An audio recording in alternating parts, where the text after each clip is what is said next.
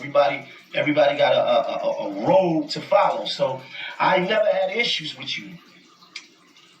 But now, you know, after all these bricks in these backpacks, after all this talk, what, cement? No, listen. After all this talk, these bricks in this backpack, you're talking so crazy. You're talking about this money, and you're talking about this jewelry and all that. Brother, you should never talk money and jewelry, please. Because I bought something for you that I've been holding. I've been keeping it on ice for a long time. You know, I'm going to show you what it is. I've been holding this because I figured at some point that I would have to put you back in your place.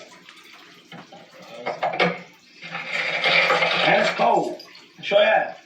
Brother, you kept it on real ice. Kept it on. I've been holding this for you. Do you remember this is your Jesus piece?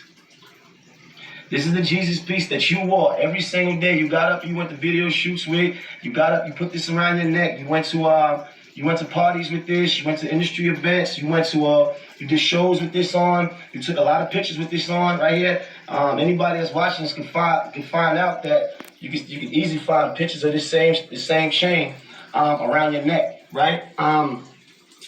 The significant thing about this chain, because I don't want people to think, oh, Maino grimy, yeah, this chain. This is the chain that Troy Ave was wearing when he was, got into his scuffle at Urban Plaza. And the reason why I held this chain is not because I didn't want to give it back, because I just felt like, maybe one day I would have to like step on him a little bit and remind him who he really is, right?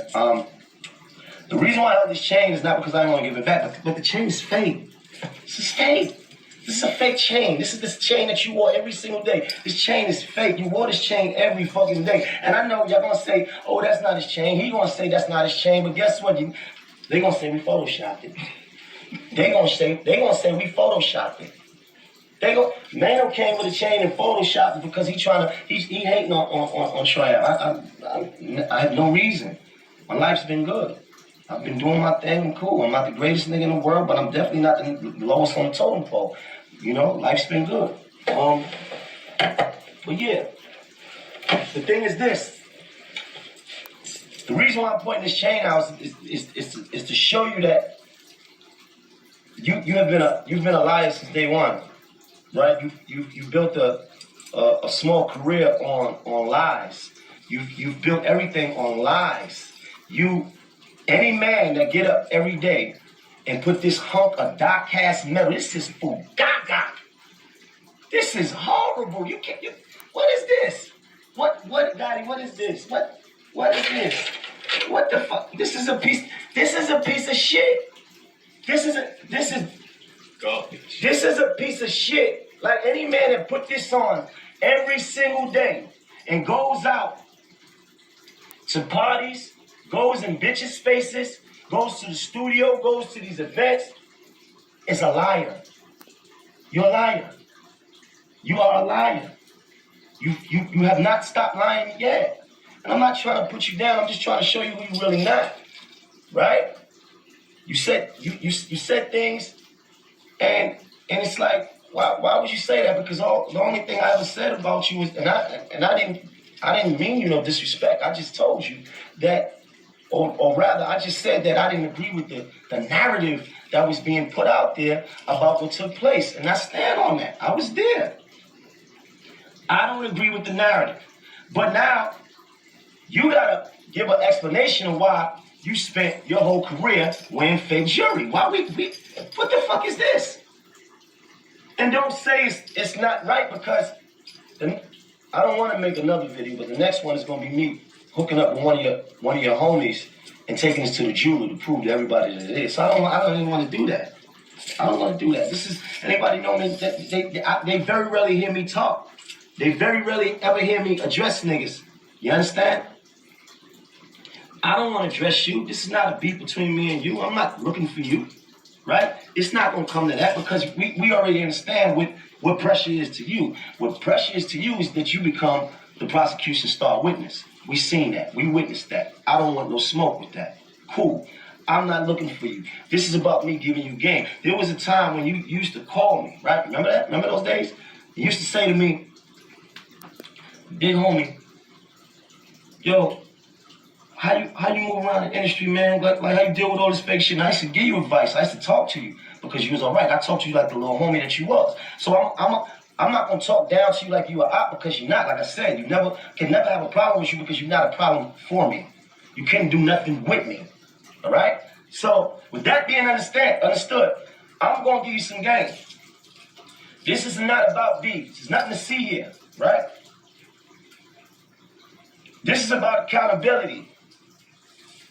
This is about the fact that you made a decision to run down on an op or whatever it is, and you had a friend. Your friend was a very loyal brother, and pursuant to your decision, your friend lost his life, and I've yet to see you have any amount of remorse for that. And brother, as a leader, we all have the responsibility to make sure that when we go out, that we make sure everybody that we with get home safely. I've yet to hear you say, "Yo, damn man, I made that call, and some of that blood is on my hands." Right?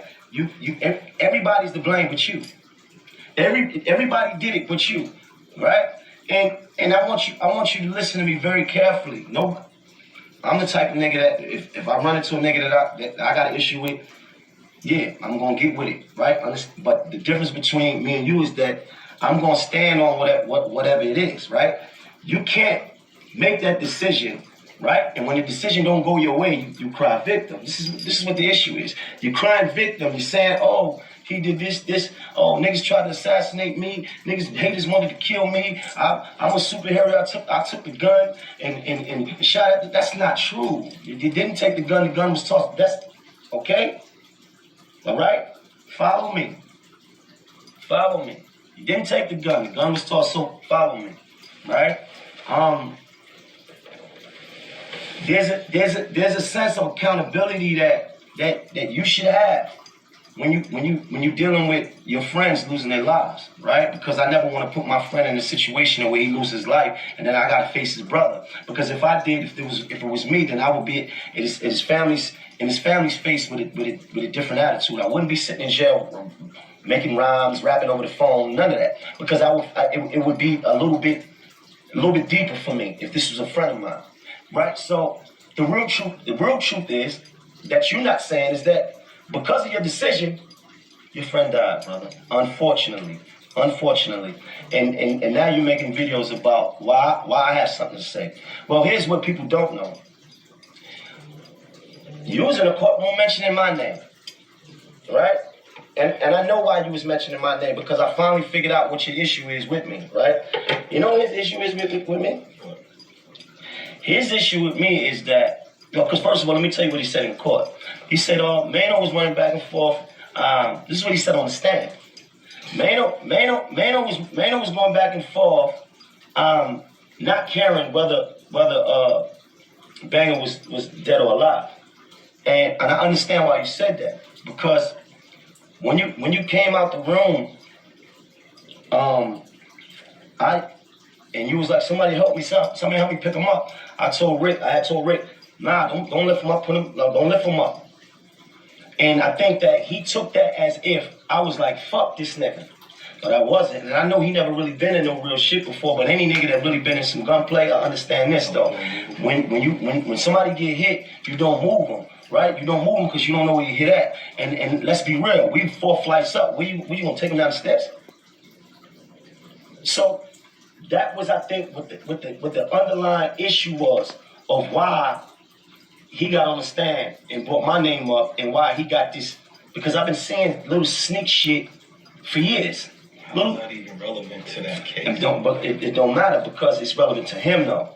He been little sneaky little shit, saying little sneak shit. Oh, his girl got hit and he ain't do nothing. And here's another thing: when you never really been involved with no real gunplay, and you never really, come on, this guy's like what a good kid to come from a decent home, right? We never heard of, we don't know nothing about these other stories. We don't know nothing about no drug dealing. We don't know no niggas that know him, none of that, right? So I get that he don't really understand, and the people that he